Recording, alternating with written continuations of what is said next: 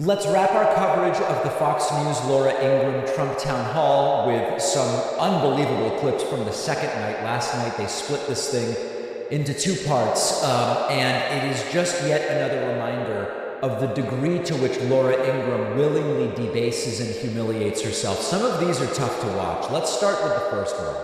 Let me give you the real question, and then I'm going to play for you how Laura Ingraham carefully tiptoes around it.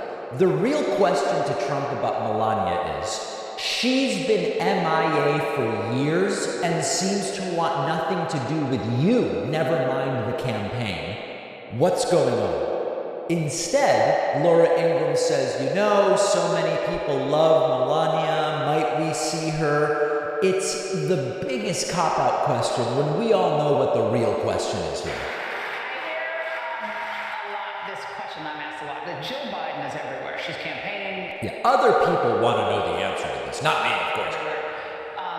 For Joe Biden, and she did in 2020. Will we see more of your secret weapon? Yeah. For those of us who know your wife, Melania, will we see more of her this time around?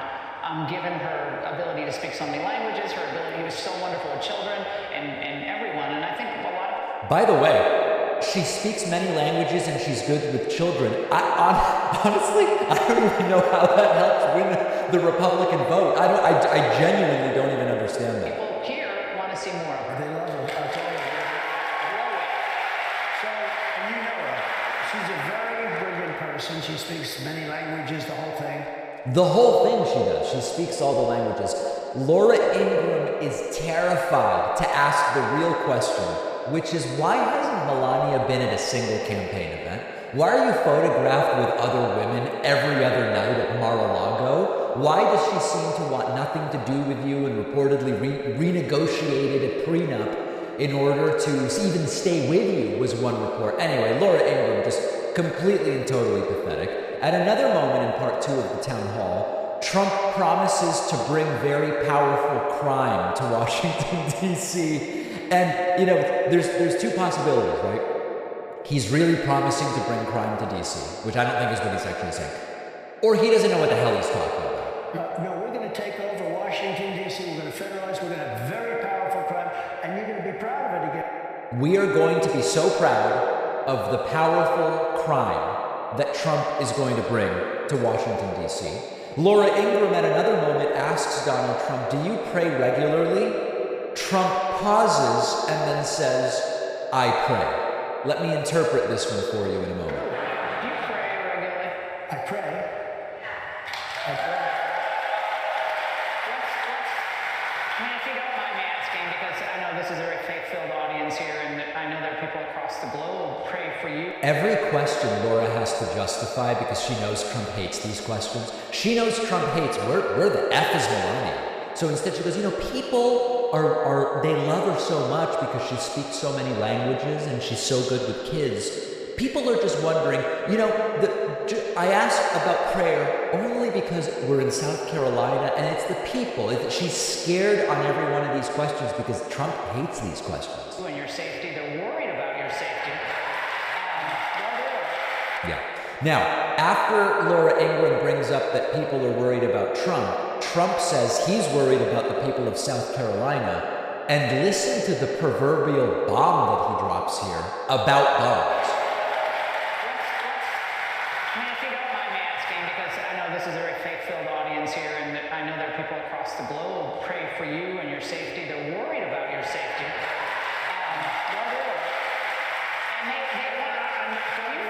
Do you feel the power of that? I do, but can I be honest? I worry about their safety too. These people, everybody in this room is in great danger right now. We have a nuclear weapon that if you hit New York, South Carolina is going to be gone too. What? What is so there's two possibilities, okay? New York City they're in Greenville, South Carolina. New York City to Greenville, South Carolina, 740 miles or so. There is no weapon that is public that would have a 700-mile blast radius. And remember, if the radius goes south 700 miles to South Carolina, it also goes north 700 miles. So the implied size of this thing is a radius 1,400 miles wide. That's what Trump is talking about. There's no known weapon like that. So either Trump is lying again, he's confused or cognitively struggling, or he just revealed some kind of classified information on public television. I mean, it's one of these three possibilities, and I don't know which it is. And then lastly, the final suck-up question of the night. Laura Ingraham says to Trump, "You're so funny. You're so funny. What about using comedy more so people will like you?" Extremely funny. I mean, you have a fantastic sense of humor. People who don't know you personally, Stunning. sometimes don't see that because you're facing very serious challenges and a very serious election. Right. How might you showcase your sense of humor during this campaign for those people who might not be all that into politics? Yeah. I don't think I want to be a comedian with respect to Extreme. Trump did not like a lot of these questions, and the answers are pathetic. We're not even going to get into the question and answer period with the audience, quite frankly, because I don't think I could tolerate it. It's so nauseating. I don't think I could tolerate it. But we have to remember, you win elections by meeting voters where they are, not where you would like them to be. A lot of this is where South Carolina voters are. And, let's put it this way. I don't think South Carolina is looking great for Joe Biden. I think that's the bottom line on this one. One of our sponsors today is Deal Dash. Deal Dash buys brand new surplus items from stores and warehouses for cheap and sells them to you for cheap, and you can get some really great deals. For example, bidders have gotten PlayStation 5s for just $38.94. Here's how it works. You buy a pack of bids, let's say $30 for 400 bids, and you bid on the items. Every auction starts at zero. There's no minimum. Each bid increases the price by a penny. If no one bids, only 10 seconds after you bid, you win the auction. And this is the part that makes Deal Dash interesting and great. If you don't win the auction, you can still choose to buy the item for the listed price and get your bids back and use them on something else. Right now on Deal Dash, I'm bidding on this nice wintertime beanie that I'm planning to give my girlfriend as a gift.